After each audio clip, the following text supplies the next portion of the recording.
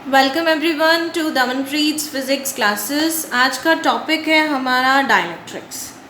Dielectrics क्या है? Insulators हैं, नॉन कंडक्टिंग मटेरियल्स हैं, कैसे यूज़ करते हैं, रियल लाइफ में क्या कॉन्सेप्ट यूज़ होता है उसका, और कैपेसिटेंस के अंदर इनका क्या रोल प्लेड है, वो सब हम इस वीडियो में आज डिटेल में करते हैं। Right, so let's us define कि व्हाट आर डाइलेक्ट्रिक्स। पहले डेफिनेशन थोड़ा सा करते हैं कि इसको डिफाइन कैसे करते हैं। जो भी हमारे पास इंसुलेटर्स या नॉन कंडक्टिंग मटेरियल्स हैं वो उनको डिफाइन किया जाता है एज इन डाइलेक्ट्रिक्स। तो नॉन कंडक्टिंग कौन है? जो इलेक्ट्रिक करंट को इजीली पास नहीं करने देते। अगर उसके ऊपर चार्ज आ गया तो वो उसके ऊपर जाके क्या रह जाएगा, रेस्ट पे हो जाता है, अंदर तक पर्कुलेट नहीं होता। पर्कुलेट आप कराएंगे तो होगा, अदरवाइज नहीं होगा। So they are called as insulators. So induction जो प्रोसेस है, जो हमारा जिसके अंदर हम टेम्प्ररी चार्जेस क्रिएट करते हैं and then permanent by the earthing, उसके अंदर हमारे पास कंडक्टर का ही रोल होता है। वो नॉन कंडक्टिंग के केस में इंडक्शन का प्रोसेस नहीं आ पाता। सो नॉन कंडक्टर्स जो भी हमारे पास इंसुलेटर्स का नाम लेते हैं वो मटेरियल्स को हम डाइलेक्ट्रिक्स बोलते हैं। राइट, ये डाइलेक्ट्रिक्स हमारे दो तरह से हम कैटेगराइज करते हैं, as polar and non polar. Polar जिनकी शेप हमारे पास इस तरह की इलिप्टिकल होती है, एंड नॉन पोलर जिनकी शेप स्फेरिकल होती है। Now why the shape is elliptical and spherical? Spherical वो है जिनका centre of mass of positive and negative charge एक ही पॉइंट पे लाई करता है, तो इसीलिए सेंटर में उनका सारा सेंटर ऑफ मास है, so the shape becomes spherical. The dipole moment is zero because the distance between positive and negative charge is zero. ठीक है, सो पोलर कौन है? जिसके अंदर there is a difference between the point of centre of mass of negative charge and the point of centre of mass of positive charge. There is a difference. So difference के कारण they are to are aligned eight to end positions and we have a net dipole moment. Each molecule की बात कर रहे हैं। Substance के अंदर अगर हम बात करें फॉर अ सब्सटेंस, तो सब्सटेंस के लिए हमारे पास पोलर मटेरियल का भी नेट डायपोल मोमेंट क्या होता है? ज़ीरो। एंड नॉन पोलर का भी नेट डायपोल मोमेंट हमारे पास ज़ीरो ही आता है। तो इसका कैसे ज़ीरो है? ये तो चलो है ही ऐसे। तो ये तो हमारे पास जो नॉन पोलर मटेरियल है वो तो हमारे पास इस तरह से स्फेरिकल शेप में मॉलिक्यूल्स हमें दिखाई देंगे, वेयर पॉजिटिव एंड नेगेटिव का सेंटर ऑफ मास एक ही जगह पे अलाइंड होगा। राइट, लेकिन इस केस में दे आर अलाइंड इन सच अ वे कि हमारे पास नेट जो होता है वो क्या हो जाता है? ज़ीरो। राइट, तो हमारे पास कैसे नेट ज़ीरो हो जाता है? Let's see that these are the molecules that I have shown and we have this dipole moment, let's say, तो यहाँ पे ऑपोजिट आ जाएगा। We have this dipole moment, तो यहाँ पे ये ऑपोजिट आ जाएगा। सो द नेट, इसका इसके साथ कैंसिल, इसका इसके साथ cancel, so the net dipole moment of the substance is zero. Right, so polar में कौन कौन आते हैं? The materials which come in the polar section, the polar substances, they are like HCl है, अमोनिया है, and we have a water. Non polar में कौन आता है? We have H2 molecules, the N2 molecules. They are non-conducting as well as they are spherical in shape. Now, the question comes कि dielectric किसको prefer करता है, non polar को या पोलर को? Right, let's do it. To find out कि कौन सा हम डाइलेक्ट्रिक प्रेफर करते हैं, वो let's take both of them, both categories in an external electric field. हमने दो प्लेट्स ली, एक पॉजिटिव एक नेगेटिव, उसके कारण हमारे पास एक इलेक्ट्रिक फील्ड E प्रोड्यूस हो गया, and there is a substance which is non conducting. This is a non polar substance and this is a polar substance I have taken. तो जब हम नॉन पोलर को एक्सटर्नल इलेक्ट्रिक फील्ड अप्लाई करेंगे तो क्या होगा? पोलराइज हो जाएंगे, नेगेटिव इधर आ जाएगा, पॉजिटिव उधर हो जाएगा, नेगेटिव इधर, पॉजिटिव इधर, नेगेटिव इधर, पॉजिटिव इधर। So in the direction of the electric field ये पोलराइज हो गए।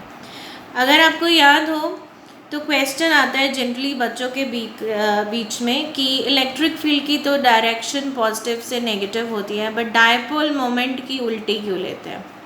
This is the reason. जब हम एक डायपोल को इलेक्ट्रिक फील्ड के अंदर रखते हैं तो इन the direction of electric field वो लाइन हो जाता है, लेकिन उसके पॉजिटिव और नेगेटिव चार्जेस ऑपोजिट होते हैं। सो डायपोल मोमेंट जो इंक्लाइंड हुआ और इलेक्ट्रिक फील्ड दोनों सेम डायरेक्शन में है, तो सेम डायरेक्शन होने के लिए इसकी क्या लेनी पड़ेगी? Negative to positive. सो जो भी हमारे पास इनसे रिलेटेड टॉर्क आ गई या हमारे पास एनर्जी आ गई, वो डायपोल मोमेंट और इलेक्ट्रिक फील्ड की डायरेक्शन पे डिपेंड करता है।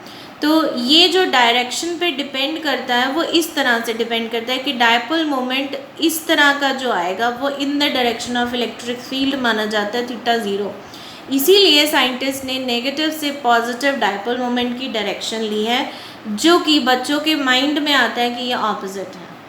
ठीक है, I hope this question is clear कि क्यों डायपोल की जो डायरेक्शन है वो हमारे पास ऑपोजिट टू इलेक्ट्रिक फील्ड ली जाती है, which is from negative to positive. अगर स्टिल आपके पास कोई भी क्वेश्चंस हो तो आप मुझे कमेंट बॉक्स में लिख सकते हैं, I will get back to you.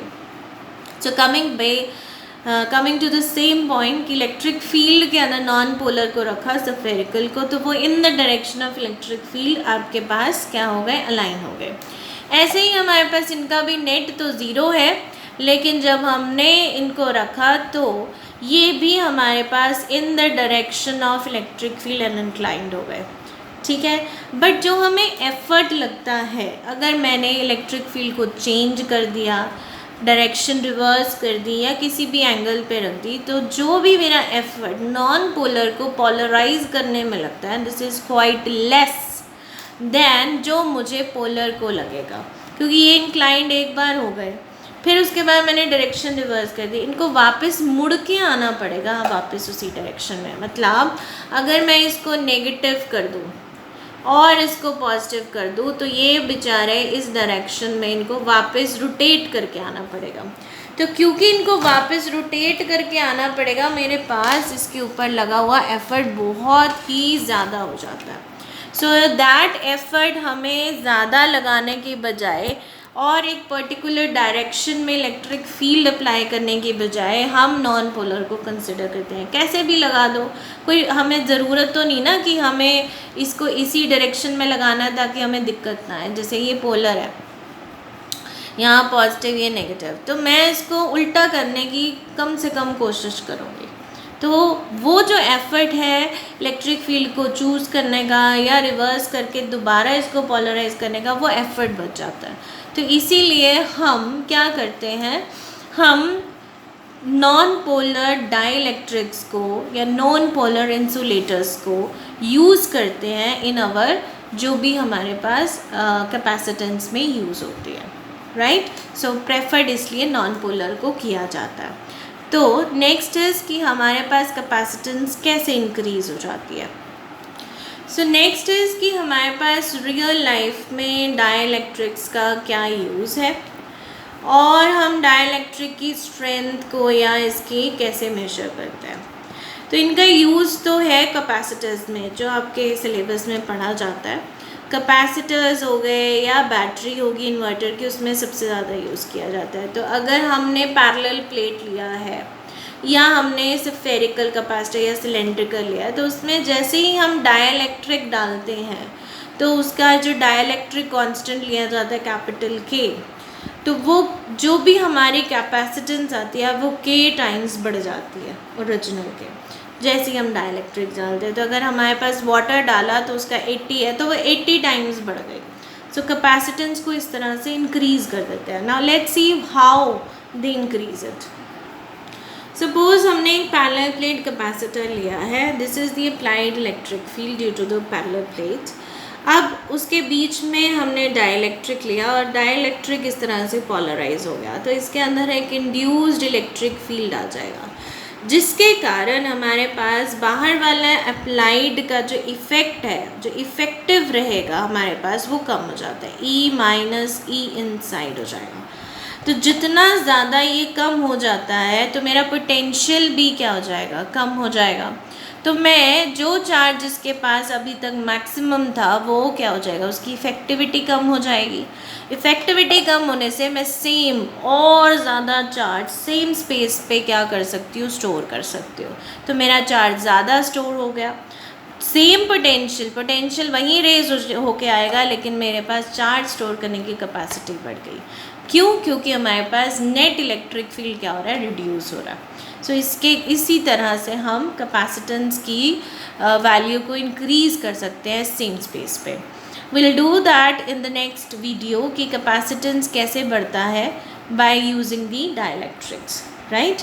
वो हम नेक्स्ट वीडियो में करेंगे। नाउ सो ये coming to this video, this concept कि डाइलेक्ट्रिक्स कैपेसिटेंस को बढ़ाते हैं, तो इस तरह से हम डाइलेक्ट्रिक अलग अलग यूज़ करते हैं। ना नेक्स्ट जो हमारे पास आता है कि how do we calculate the dielectric constant K. This is equal to E naught by E. ठीक है, कैसे आता है? अगर याद हो तो डाइलेक्ट्रिक कांस्टेंट को हम जो कि एप्सिलॉन आर से डिनोट करते हैं, वो क्या है, force in air to the force in medium. तो इसको बाय क्यू करेंगे तो क्या आ जाएगा, electric field in air to the electric field in medium.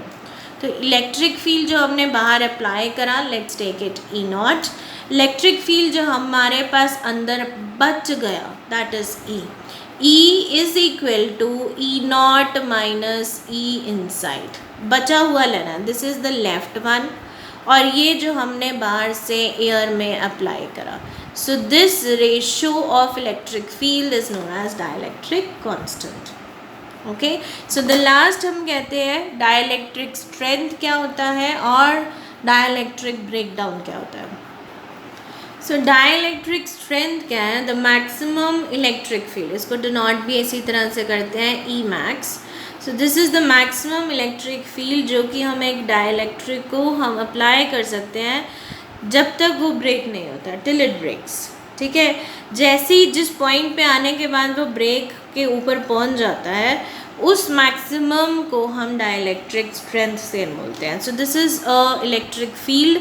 सो इसके यूनिट्स जो आएंगे वो वोल्ट पर मीटर के ही आएंगे, इलेक्ट्रिक फील्ड के ही आएंगे। एंड डाइलेक्ट्रिक ब्रेकडाउन क्या है, जब हमारे पास वो इलेक्ट्रिक फील्ड जिसके ऊपर हमारे पास डाइलेक्ट्रिक क्या हो गया, टूट गया।